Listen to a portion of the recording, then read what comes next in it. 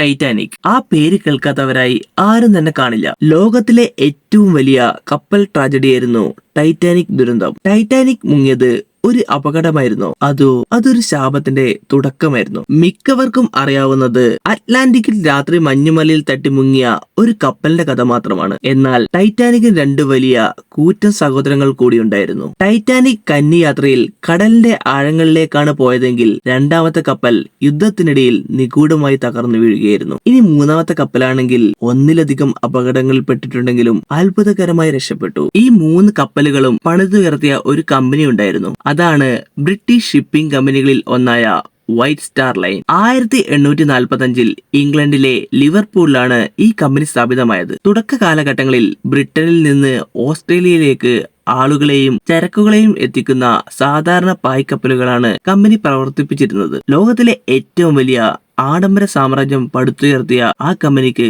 പിന്നീട് എന്താണ് സംഭവിച്ചത്? ഒരിക്കലും മുങ്ങില്ല എന്ന് അവർ അവകാശപ്പെട്ട കപ്പലുകൾക്കൊപ്പം ആ കമ്പനിയും കടലാഴങ്ങളിൽ മറിഞ്ഞത് എങ്ങനെ? എന്താണ് വൈറ്റ് സ്റ്റാർ ലൈനിന് പറ്റിയത്? 1867 തകർന്നു പോയ ഒരു ചെറിയ ഷിപ്പിംഗ് കമ്പനിയെ തോമസ് ഇസ്മേ എന്ന ബിസിനസ്സുകാരൻ ഏറ്റെടുക്കുമ്പോൾ ആരും കരുതിയില്ല അത് കടലിലെ രാജാക്കന്മാരാകുമെന്ന്. എന്നാൽ മാസ്റ്റർ മൈൻഡ് കടന്നു വരുന്നത് 1902 അമേരിക്കൻ കോടീശ്വരനായ JP മോർഗൻ വൈറ്റ് സ്റ്റാർ ലൈനിനെ വാങ്ങി. വൈറ്റ് സ്റ്റാർ ലൈനെ മോർഗൻ വാങ്ങിയതോടെ അവരുടെ കയ്യിൽ അളവറ്റ പണമെത്തി. എന്നാൽ അതേസമയം അവരുടെ എതിരാളിയായ കുനാഡ് ലൈൻ എന്ന കമ്പനി ലുറ്റാനിയ എന്ന അതിവേഗ കപ്പലിലൂടെ കടൽ ഭരിക്കുവാൻ തുടങ്ങിയിരുന്നു. ഇവിടെ വെച്ചാണ് വൈറ്റ് സ്റ്റാർ ലൈൻ ആ അപകടകരമായ തീരുമാനമെടുക്കുന്നത്. അവർക്ക് വേഗതയുണ്ടെങ്കിൽ നമുക്ക് വലിപ്പവും ആഡംബരവും വേണം. കടലിൽ നീന്തുന്ന കൊട്ടാരങ്ങൾ നമ്മൾ ഉണ്ടാക്കും. ആ ഒരൊറ്റ അഹങ്കാരത്തിൽ നിന്നാണ് ചരിത്രത്തിലെ ഏറ്റവും വലിയ 3 കപ്പലുകളുടെ ജനനം. അങ്ങനെ വൈറ്റ് സ്റ്റാർ ലൈനിന്റെ ആദ്യ കപ്പലായ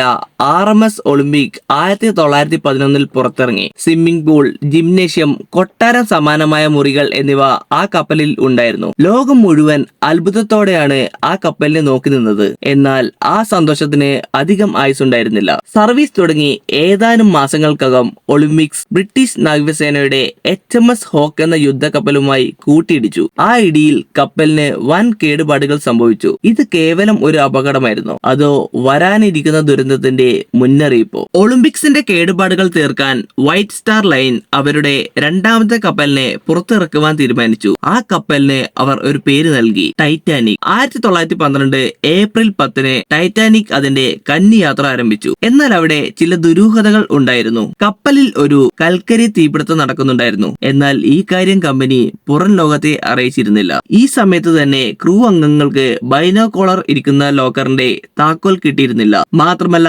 ആവശ്യത്തിന് ലൈഫ് ബോട്ടുകൾ വെച്ചാൽ കപ്പലിന്റെ ഭംഗി നഷ്ടപ്പെടുമെന്ന് പറഞ്ഞ് അത് വെട്ടിച്ചുരുക്കുകയും ചെയ്തു. അങ്ങനെ ടൈറ്റാനിക് അതിന്റെ കന്നി യാത്ര തുടങ്ങി. ഏപ്രിൽ 14 അർദ്ധരാത്രി, സമയം 11:40. ടൈറ്റാനിക് വടക്ക് അറ്റ്ലാന്റിക് മഹാസമുദ്രത്തിലൂടെ പോകുകയായിരുന്നു. പെട്ടെന്നാണ് ആ വലിയ ശബ്ദം എല്ലാവരെയും ഉണർത്തിയത്. കപ്പൽ ഒരു വലിയ മഞ്ഞുമലയിൽ ഇടിച്ചിരിക്കുന്നു. മഞ്ഞുമലയിൽ തട്ടി കേവലം 2 മണിക്കൂറും 40 മിനിറ്റും കൊണ്ട് ടൈറ്റാനിക് പൂർണ്ണമായും മുങ്ങി. 1500-ലധികം ആളുകളാണ് ആ അപകടത്തിൽ മരണപ്പെട്ടത്. എന്നാൽ യഥാർത്ഥ വിവാദം ഉയർന്നത് അതിനുശേഷമാണ്. കമ്പനിയുടെ ചെയർമാനായ ബ്രൂസ് ഇസ്മേ സ്ത്രീകളെയും കുട്ടികളെയും മരണത്തിന് വിട്ടുകൊടുത്ത് ഒരു ലൈഫ് ബോട്ടിൽ സ്വാർത്ഥനായി രക്ഷപ്പെട്ടു. ലോകം മുഴുവൻ അദ്ദേഹത്തെ ബീരു എന്ന് വിളിച്ച് അധിക്ഷേപിച്ചു. വൈറ്റ് സ്റ്റാർ ലൈൻ എന്ന ബ്രാൻഡിന്റെ പതനം അവിടെ തുടങ്ങി. ടൈറ്റാനിക്കിന്റെ തകർച്ചയ്ക്ക് ശേഷം കമ്പനി അവരുടെ മൂന്നാമത്തെയും ഏറ്റവും വലുതുമായ കപ്പൽ നിർമ്മിച്ചു.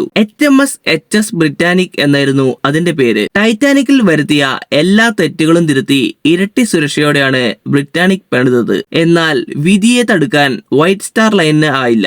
ഒന്നാം ലോക മഹായുദ്ധം പൊട്ടിപ്പുറപ്പെട്ടതോടെ ബ്രിട്ടാനിക്കിനെ ഒരു ഹോസ്പിറ്റൽ ഷിപ്പാക്കി മാറ്റി. 1916 നവംബർ 21 ഏജിയൻ കടലിലൂടെ സഞ്ചരിക്കവേ ഒരു ജർമ്മൻ മൈനിൽ തട്ടി ബ്രിട്ടാനിക്കും തകർന്നു. ടൈറ്റാനിക്കിനേക്കാൾ 3 ഇരട്ടി വേഗത്തിൽ 55 മിനിറ്റ് കൊണ്ട് ബ്രിട്ടാനിക് കടലിന്റെ അടിത്തട്ടിലേക്ക് താണുപോയി. 2 വൻ ദുരന്തങ്ങൾ, ശതകോടികളുടെ നഷ്ടം, ജനങ്ങളുടെ വൻ പ്രതിഷേധം. വൈറ്റ് സ്റ്റാർ ലൈൻ നിലയില്ലാതെ തകർന്നു. ഒടുവിൽ 1930-കളിലെ ഗ്രേറ്റ് ഡിപ്രഷൻ കൂടിയായപ്പോൾ കമ്പനിക്ക് പിടിച്ചു നിൽക്കാനായില്ല. തുടർന്ന് നടന്നത് ചരിത്രത്തിലെ ഏറ്റവും വലിയ വൈരുദ്ധ്യമാണ്. തങ്ങൾ തോൽപ്പിക്കാൻ ശ്രമിച്ച തങ്ങളുടെ ഏറ്റവും വലിയ ശത്രുവായ കുനാഡ് ലൈൻ എന്ന കമ്പനിക്ക് മുന്നിൽ വൈറ്റ് സ്റ്റാർ ലൈനിന് മുട്ടുമടക്കേണ്ടതായി വന്നു. 1934 അവർ കുനാഡുമായി ലയിച്ചു. അങ്ങനെ 1957 വൈറ്റ് സ്റ്റാർ ലൈൻ എന്ന പേര് ചരിത്രത്തിൽ നിന്ന് പൂർണ്ണമായി മായ്ച്ചു കളയപ്പെട്ടു. ഇന്ന് നമ്മൾ കാണുന്ന റോയൽ കരീബിയൻ പോലുള്ള കൂറ്റൻ ക്രൂയിസ് കപ്പലുകൾ സുരക്ഷിതമായി കടലിലൂടെ സഞ്ചരിക്കുന്നുണ്ടെങ്കിൽ അതിന് കാരണം